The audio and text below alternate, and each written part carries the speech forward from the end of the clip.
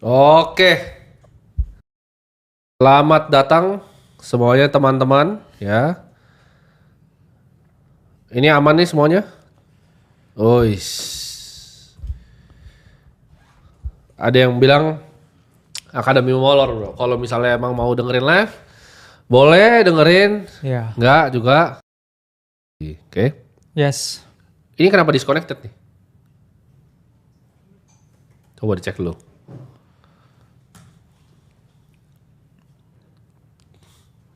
Aman? Masih aman? Oke, bentar ya teman-teman ya. Nah, ada yang bilang tumben beda ruangan, kagak. Cuman biasa tuh di sini hitam-hitam kayak studio ini bro, namanya studio photoshoot. Benar. Jadi photoshoot wedding tuh ya. Biasanya kan gitu kan. biasa kayak mau ke shoot wedding, di ruko, di hitam. Kita itemin waktu itu, jadi kita kan mau ngambil angle yang dari sini, jadi kamera dari sebelah sono, jadi ruangannya enggak, ruangannya sama, ya, ruangannya sama, tapi kita versi lebih males, jadi nggak mau ketutup, nyalain kameranya udah bodo amat ya bro ya. Iya. Nah, hari ini bro, Yes. ya, kita bakal bahas banyak ini mengenai market kayaknya teman-teman. Banyak yang ini, banyak yang minta pisang katanya bro. Oh ya, banyak yang minta pisang, banyak yang kangen terhadap outlook kita, ya. Yes. Jadi kita memang ya bro banyak sekali apa? Kita banyak sekali apa namanya kegiatan. Ya. Jadi mungkin live-nya nggak bisa sering dulu lagi. Ini kalau ada mungkin ya kalau sempat ya kita akan bikin lagi, dan kalau teman-teman memang banyak yang berminat untuk lihat kita live. Nah kita sebelum mulai ini kita bahas dulu bro. Rate cut di September itu prediksinya berapa bro kira-kira rate cut? Pasti udah mendekati 100%. Ya. Dimana kalau kita ngomong data yang paling aktual itu sebenarnya bukan proyeksi atau dari media. Ya. Tapi dari prediction market. Betul. Odds-nya dari prediction market udah close to 100%. Sama juga ketika kita sangat confident ya waktu itu dengan Octobull dan juga kita punya ya big belief Trump bakal menang di US election dan memang terbukti. Itu kita juga lihat chartnya dari prediction market. Dan sekarang ya September rate cut ya ini chance-nya itu udah mendekati 100%. So I think it will unlock lot of liquidity ya. Enough liquidity. Dan pastinya banyak-banyak aset resiko ini mulai dapat catching the beats ya. Ya. Dan gimana kalau menurut tuh terhadap apa namanya inflasi di US ini kan sebenarnya mereka tetap pengen tekan kan. Mereka nggak pengen inflasinya terlalu tinggi juga. Tapi kalau kita lihat dari forecastnya kira-kira September ini akan mengalami rate cut ya, dimana kalau Federal Reserve akhirnya melakukan rate cut, harusnya gini teman-teman, konsep sederhana adalah ketika suku bunga itu dipotong, maka risk free rate itu turun. Jadi orang yang tadinya banyak membeli bonds untuk mendapat cash flow bulanan atau bahkan tahunan, saatnya untuk pindah ke aset yang lebih riskan. Dan aset yang paling riskan kan kripto ya bro ya, salah satu yang di paling ujung dari resiko, ada cash, di situ ada apa short term T-bills, ada stocks juga, dan kripto itu paling ujung. Jadi kripto itu harusnya mengalami upside yang paling tinggi. Ya ini kalau kita ngomong ya 87% ya chance-nya di kita ngomong poly market, dan I think it will happen ya rate cut-nya. Dan apakah akan sell the news, dan konsensusnya pasti di 425 ya bro ya. Yes. Kemungkinan di 425 dan forecast-nya juga harusnya di 425. Harusnya akurat ya. Harusnya akurat. Harusnya akurat dan nggak miss, dan ini beberapa stok akan naik. Dan gini, kalau tech play itu banyak banget yang driven by kan narasi juga kan.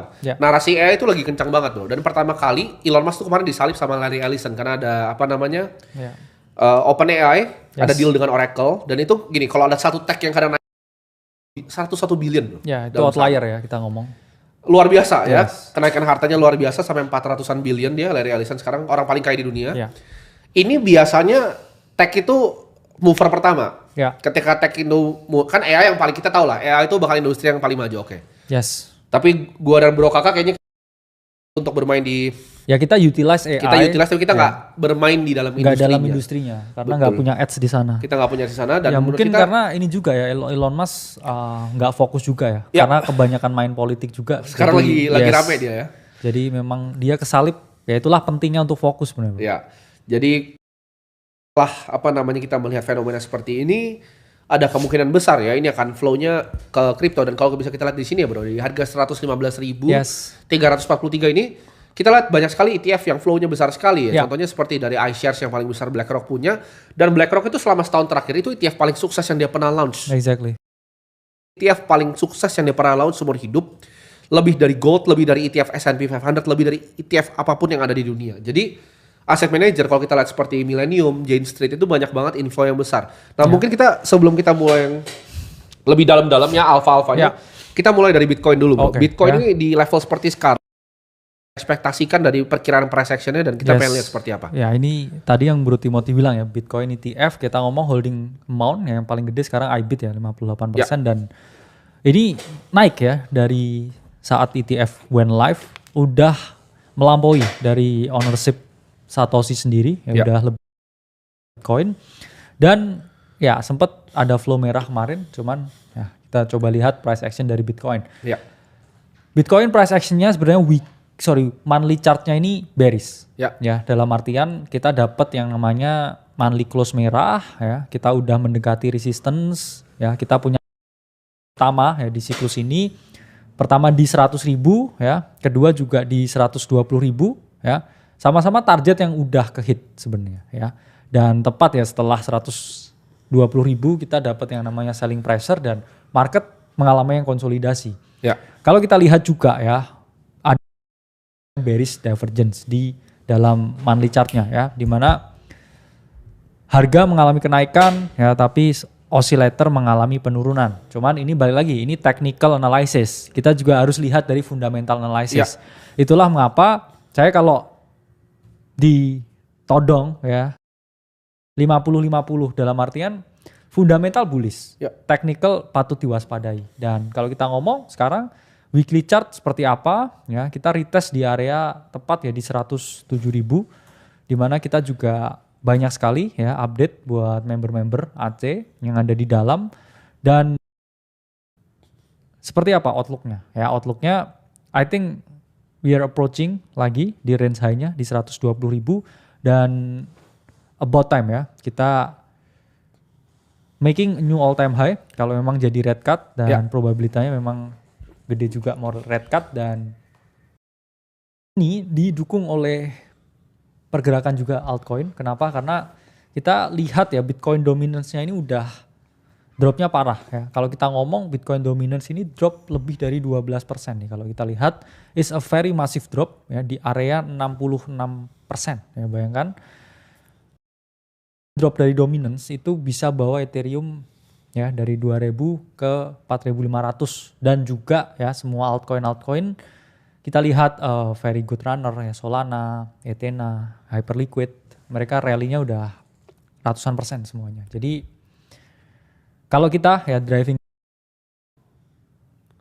ya kita harus melihat ya potensi outlook untuk kenaikan harga beberapa bulan ke depan ini. Karena memang top market ya 518 hari setelah halving, kita ini sudah mendekati puncak siklus market dan saya udah ngomong sekarang kita memasuki fase euforia dan mania.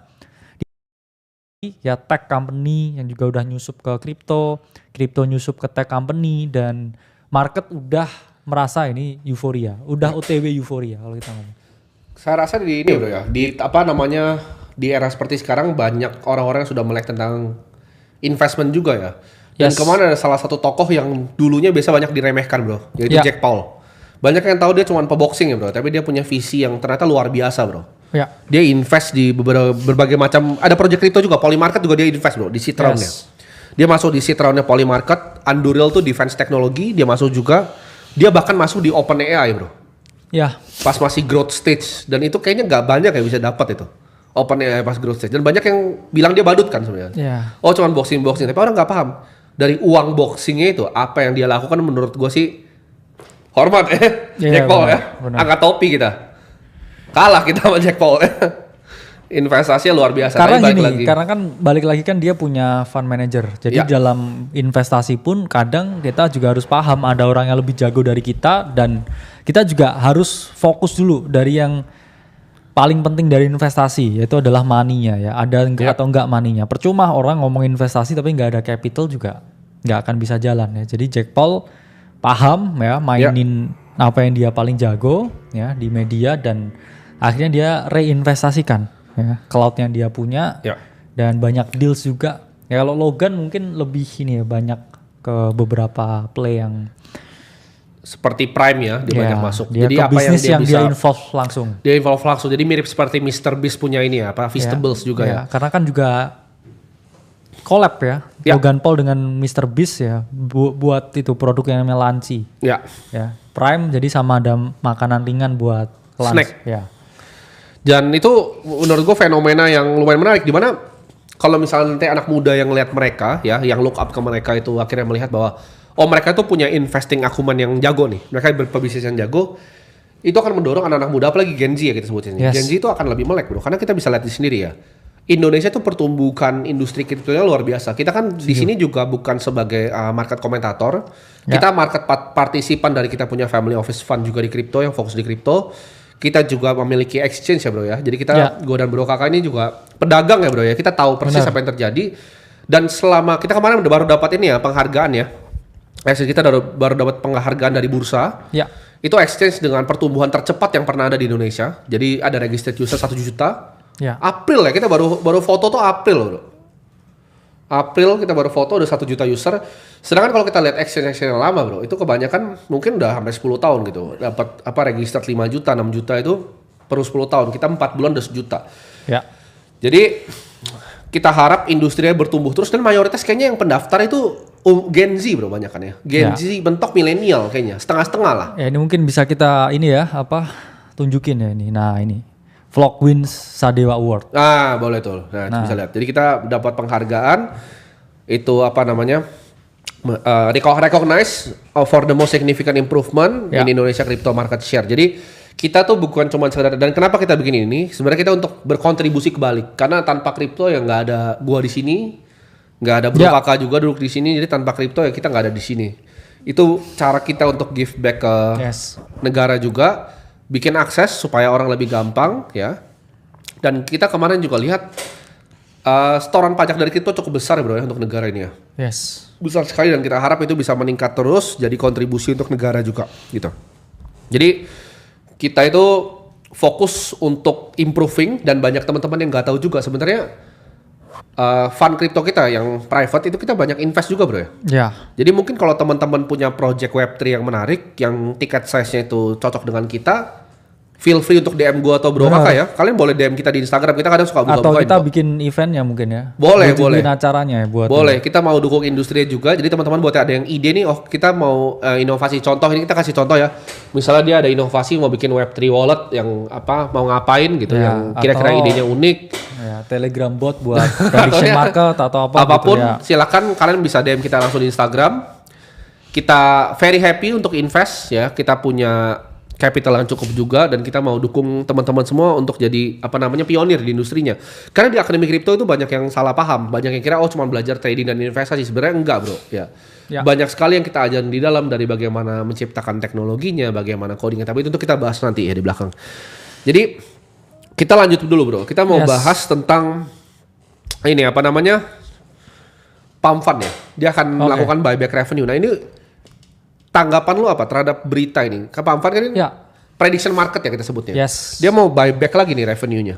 Which is ini sesuatu yang biasa dilakukan di traditional finance kan. Apple biasa buyback dia punya shares lagi. Tapi dia mau buyback dengan revenue-nya. Ini menurut gue positif ya? Gimana kalau menurut lo?